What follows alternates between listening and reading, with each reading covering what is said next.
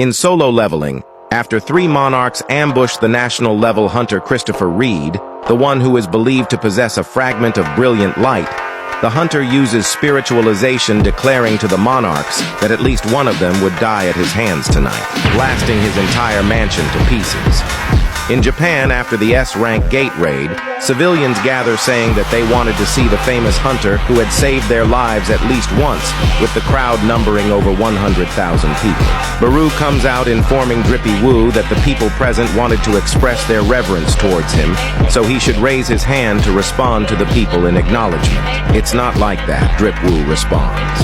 On the airplane back to South Korea, Jin-Woo asked what was the probability that someone familiar would be sitting next to him on a plane only by chance, and asks the person next to him if he was going to call this a coincidence. Adam White responds, saying that it would have been nice if he thought it was exactly that, but he understands it would be difficult to believe. "We meet again," Drip Woo says. Adam responds, saying that even though they've only met once before, he can see that he still remembered him, and says that it was an honor to see him again. But in reality, it was Baru who had informed him who this person next to him was, and that he couldn't get his name wrong this time because it would shake his dignity as a king. "Weren't negotiations halted?" Rizzy Woo asked. Adam White responded, saying that he knows it was rude to approach him without prior contact through the proper channels, but there's something important he has to tell him. Jin-Woo asks if the U.S. was unable to block the S-rank gate that appeared in Maryland, but Adam assures him that that wasn't the case, and that it had been resolved perfectly. He pulls out a laptop which shows a video playback of firefighters struggling to suppress an engulfing fire, saying it wasn't ordinary at all, shouting that if they even grazed it, they would be reduced to a lump of charcoal. Drip Woo asked what this video was about. Adam responded, saying that it was Christopher Reed who caused the fire, which took 1,800 firefighters and 14 top-class hunters to extinguish the fire he had created. Drip Woo says that if there was that much fire, then there must have been a battle, and asks what his current status was. Adam responds, saying even he couldn't believe it either, but Christopher Reed was found dead at the site. He pulls something out of his breast pocket, utterly shocking Drippy Woo, since what he pulled out was a picture of the person who the Hunter Bureau considered to be the most likely suspect, which was also Rizzy Woo's deceased father. Adam White suddenly gets lifted into the air as Jin-Woo crushes the laptop completely while force choking him, saying that if this was supposed to be a joke, then he can be assured that he wouldn't be walking out of here alive. Adam White's guards see the situation, attempting to attack Drippy Woo, but he shouts, telling them to stop. Adam tries to explain that the person in the picture came out of a dungeon, and he may not be who they think it is. "Dungeon?" Jin-Woo asks. Adam responds, saying that his magic power was the same as a monster, and that he also attacked their S-rank hunters, asking if he remembered the explosion at the Hunter Bureau a few months ago. Drip Woo asks if he thought all of this happened because of his father, tapping his armrest, releasing Adam White from his chokehold. Gasping for air, Adam explains that he had knocked out their hunters and went into hiding, and after that, the Hunter Bureau tried to track him down in secret, but it was like he had evaporated into thin air since they could not find a single trace of him. Adam continues to yap, saying he understood how he must feel, but he meets all requirements needed to make him the prime suspect. Drippy Woo asked Adam why exactly he was showing that picture to him. He responds, saying that in the International Guild Conference, where representatives of famous guilds from across the world gather, the U.S. Hunter Management Department plans to distribute his wanted poster, meaning that the investigation would no longer be conducted in secrecy, but would instead make him wanted by the entire world. Since the United States had lost a valuable national-level hunter from this incident, they will do everything in their power in order to catch the culprit responsible. Since the United States Hunter Association hoped to maintain a good relationship with him, the reason why they had prepared this meeting was to inform him of the facts before posting the bounty to the public, since they understood that it would be shocking to see your own father's face on the screen at an event he was invited to. Drippy Woo thinks to himself, if it was really true, that his daddy who went missing 10 years ago had really come back as a monster. Adam White's guard asked him if he was all right after experiencing the Darth Vader throat choke. Adam responds saying he's fine but is just feeling a little weak.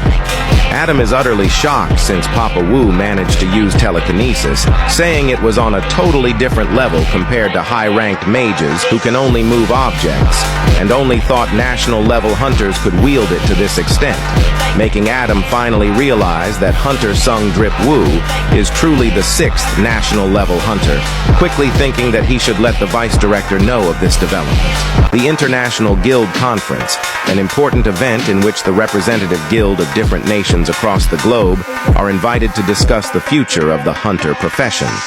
The U.S. Hunters Association had released the invitation list, which included the Ajin Guild representing Korea.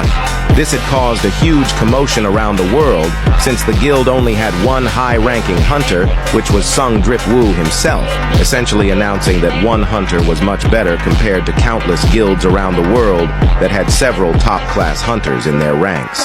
In a press conference in Korea, a reporter asked the guild master of the Hunters Guild what his opinion on the matter of the Ajin Guild being the one chosen as Korea's representative was. He responds saying that the American Hunter Association had made the obvious choice, which confused the reporter, questioning if he didn't simply understand their decision, but actually find it obvious. Hunter Choi confirms this, saying it was indeed the obvious choice. The reporter states that it would be more accurate to say that the Ajin Guild is really just a one-man show, but that one person is Hunter Sung Jin-Woo, he responded. He then goes on to explain that if one considered a guild member to be an individual that's capable of fighting, then Papa Wu would have hundreds of guild members, saying that as someone who has witnessed his skills firsthand, even if he was compared to any guild in the world, the Ajin Guild's strength would certainly be second to none. The reporter goes on to say that from the perspective of the Hunters Guild, who has represented Korea every year in the guild conference, he can't help but think that he would be salty about it. Hunter Choi responds, saying that of course he's disappointed that he won't be able to travel to the US, even after preparing his visa and renewing his passport. He feels proud even more than disappointment, since a hunter who he can place his faith on without hesitation finally appeared. And since he and his guild members have actually been saved by Daddy Wu before, he felt genuine proudness that it was Papa Wu who was selected to represent Korea. Walking out of the interview, Hunter Choi's little slave walked up to him saying that they had successfully reserved the gate in Suseo-dong. Hunter Choi responded saying it was great, but asked if the Ajin Guild hadn't requested a reservation this time either. The slave responded saying they did not, and that they've been a little bit too quiet these past few days. Hunter Choi thought to himself that it was weird since it had been 4 days since Daddy Wu, the god of dungeon destruction, hadn't shown up at a gate since returning from Japan, making all of the large guilds ecstatic over it, though he says he's different, saying that people who get excited simply at the sight of an apple fallen from a tree wouldn't be any different from a monkey. The little slave shouts with joy, saying that their revenue had increased by 40% thanks to the lack of competition from the Ajin Guild. "We've got one monkey here," Hunter Choi said in disappointment. Choi is confused, since there was no way someone who used to clear 3 to 4 gates a day prior to his rank re-evaluation, and was then clearing S-ranked gates, such as the one in Jeju and Japan, single-handedly, would be this quiet. In the Korean Hunter Association, Jin-chul informed the chairman that China had requested information about Sung Jin-Woo. The chairman responds asking if they wanted his personal information. Jin-chul said that that wasn't the case, and that they only wanted his official and public information like his dungeon raid records and relevant news articles. The chairman questioned why they were showing sudden interest in Daddy Wu, saying that he had openly stated that he wasn't interested in being scouted into other countries. Jin-chul responded saying that it wasn't the Chinese government itself who was requesting this, but an individual, that individual being China's national-level hunter Liu Zhigang. The chairman smiles, thinking it was a situation where the strong recognized the strong, telling Jin-chul to deny his request. Hit that follow thing.